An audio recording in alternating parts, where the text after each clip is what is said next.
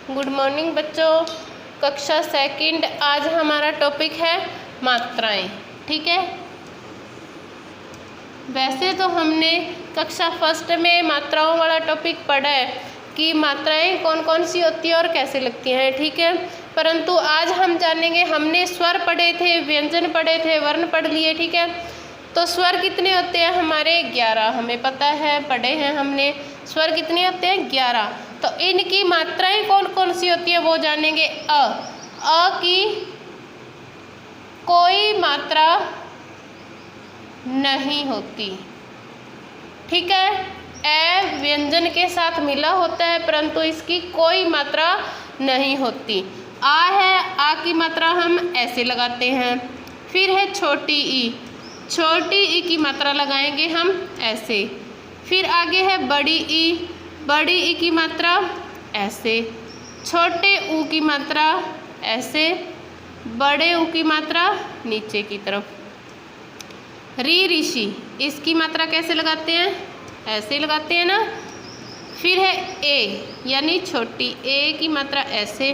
फिर है आई, I N की मात्रा 2 डंडी लगती है। फिर है ओ ओंखली, इसकी मात्रा हम ऐसे लगाते हैं, है ना। फिर है औ औरत, इसकी मात्रा लगाते हैं हम ऐसे। ठीक है, ये है हमारी मात्राएं कि अ की कोई मात्रा नहीं होती, आ की 1 डंडी होती है, छोटी की मात्रा व्यंजन के आगे, बड़ी ई की पीछे, ऊ की ऊपर की तरफ मुंह, बड़े ऊ की ऐसे, ऋषि की हम लगाते हैं ऐसे। फिर ए डी की ऊपर की तरफ 1 डंडी, आई एन की 2, ओंखली की ऐसे और औरत की ऐसे। अब इनसे शब्द कैसे बनेंगे? अ की कोई मात्रा नहीं होती तो इसका शब्द कैसे बनेगा? क ल, कल। च ल चल। ठीक है, तो ये अ की आवाज़ यार, ये बोल के देखो, क ल कल, च ल चल। फिर है आ की मात्रा, आ की मात्रा के शब्द बन जाएंगे आजा, ताला। ठीक है, फिर हमारे पास है छोटी ई की मात्रा, छोटी ई की मात्रा कवि। अब देखो व के आगे लगी हुई है दिन। फिर हमारे पास है बड़ी ई की मात्रा खीर, नदी। मैंने यहाँ सिर्फ 2 वर्णों के शब्द लिखे हैं, आप मात्राएं लगाकर 3 वर्णों के शब्द भी लिख सकते हो, 4 वर्णों के शब्द भी लिख सकते हो। ठीक है, फिर है छोटे ऊ की मात्रा बुल, सुन। फिर हमारे पास है बड़े ऊ की मात्रा भालू। तो इसको देखो, आ की मात्रा भी लग गई और बड़े ऊ की मात्रा भी लग गई, ऐसे ही बन जाएगा चाकू। फिर हमारे पास है री ऋषि की मात्रा, तो ये होगा कृपा और कृष्ण। फिर हमारे पास है ए की मात्रा, तो ये शब्द बनेगा रेल और तेल। मेला, चेला, कोई भी शब्द बोल सकते हो। फिर हमारे पास है आई एन की मात्रा, आई एन की मात्रा हमारे पास शब्द बनेगा कैद और डकैत। फिर हमारे पास ओ ओंखली की मात्रा है, तो इसका शब्द बनेगा मोर, चोर। ठीक है, आप भी अपनी नोटबुक में ऐसे ही बोल बोल के लिखोगे, जैसे मैंने लिखा है सेम वैसे ही अपनी नोटबुक में भी कर लेना। ठीक है, फिर हमारे पास है औ की मात्रा चौकी, लौकी। ठीक है, अब ये मात्राएं तो हमने लगा दी, परंतु इनके कुछ नियम होते हैं। नियम कि कौन सी मात्रा व्यंजन के ऊपर लगेगी, नीचे लगेगी, आगे लगेगी, पीछे लगेगी। हम कंफ्यूज हो जाते हैं छोटी ई बड़ी ई की मात्रा में। जब आपको श्रुत लेख लिखवाया जाता है तो आपसे बोला जाता है ना कि दिन लिखो, पिन लिखो या खीर लिखो, तो अगर नहीं समझ आता तो मैडम आपको बताती है कि छोटी की मात्रा लगाओ, कै को तो की न किन, तो आप समझते हो कि छोटी की मात्रा किस तरफ लगाएं, तो उसके भी नियम है। ठीक है, अब उन नियमों के बारे में हम जानेंगे। जो हमारे पास है आ की मात्रा कैसे, ऐसे, ठीक है। फिर हमारे पास है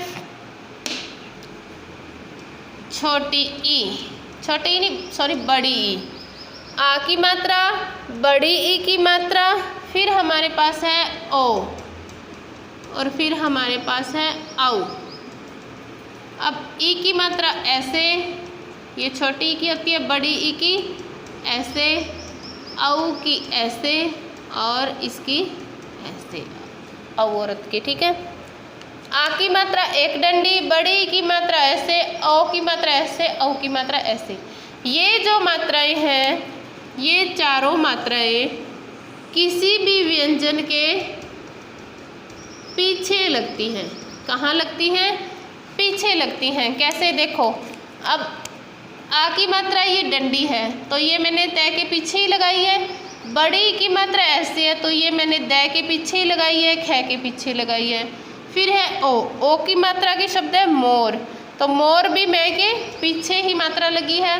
औ की मात्रा है ये डंडी वाली और ऊपर दो डंडी, तो ये भी मात्रा क्या लगी है? व्यंजन के पीछे ही लगी है। तो ये चारों स्वर की मात्राएं व्यंजन के पीछे लगती हैं, ठीक है। फिर हमारे पास है छोटी ई और बस छोटी ई। सिर्फ छोटी ई ऐसी है जिसकी मात्रा व्यंजन के आगे लगती है ना। कैसे? जैसे मैंने लिखा कै और वह, तो व्यंजन के आगे लगी, क्या बन गया? कवि। छोटी ई की मात्रा व्यंजन के आगे लगती है, ठीक है।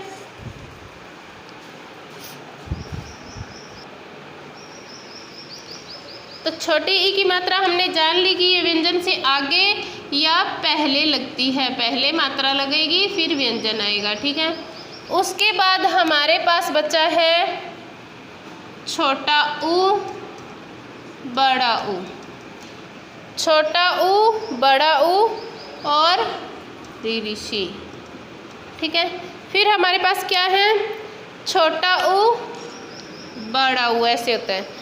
छोटा ऊ, बड़ा ऊ, ऋषि, ठीक है। इन तीनों की मात्राएं कैसे होती है? छोटे ऊ की ऐसे, बड़े ऊ की ऐसे, ऋषि की ऐसे, ठीक है। तो ये तीनों मात्राएं किसी भी व्यंजन के नीचे लगती हैं। कहाँ लगती हैं? नीचे लगती हैं, ठीक है। ये वाली पीछे, ये आगे या पहले, ये नीचे। नीचे कैसे? अब देखो, हमने छोटे ऊ की मात्रा बै के लगाई है तो नीचे लगी है, सै के लगाई है तो भी नीचे है। ऋषि की मात्रा हमने कै के लगाई है नीचे, फिर कै के नीचे, और बड़े ऊ की मात्रा भी नीचे। तो ये तीनों मात्राएं कहाँ लगती हैं? नीचे, ठीक है। अब हमारे पास अ की कोई मात्रा नहीं है, आ हो गया, छोटी ई होगी, बड़ी ई होगी, छोटा ऊ, बड़ा ऊ, ऋषि, ओ और औ। फिर हमारे पास बचा है ए डी और आई एनक, और तो कोई नहीं बचा ना, इतने ही है, ए और आई एनक। तो इन व्यंजनों की मात्राएं ऊपर लगती हैं। कहाँ लगती हैं? ए डी और आई एन की मात्रा व्यंजन के ऊपर लगती है। इनको कैसे लिखते हैं मात्राओं को? ए डी की मात्रा ऐसे लगाते हैं, आई एन की ऐसे, तो ये कहाँ लगेंगी? ऊपर। कहाँ लगेंगी? ऊपर। देखो बस, रे को हमने ए की मात्रा लगाई है, कहाँ है? ऊपर। तय को भी लगाई है ऊपर, आई की मात्रा भी ऊपर, ठीक है।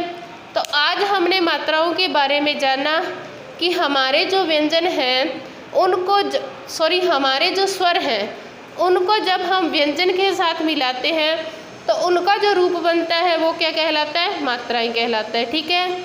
मात्राएं कैसे लगती हैं वो भी मैंने बता दिया। आ की मात्रा, बड़ी ई की मात्रा, ओ की मात्रा, औ की मात्रा व्यंजन के पीछे, छोटी ई की मात्रा व्यंजन के पहले, छोटा ऊ, बड़ा ऊ, ऋषि की मात्रा व्यंजन के नीचे, ए डी और आई एन की मात्रा व्यंजन के ऊपर। तो आप अपनी नोटबुक में ऐसे लिखोगे, ऐसे ही सेम शब्द लिख लेना। इसके अलावा भी आप कुछ शब्द और लिख सकते हो, ठीक है।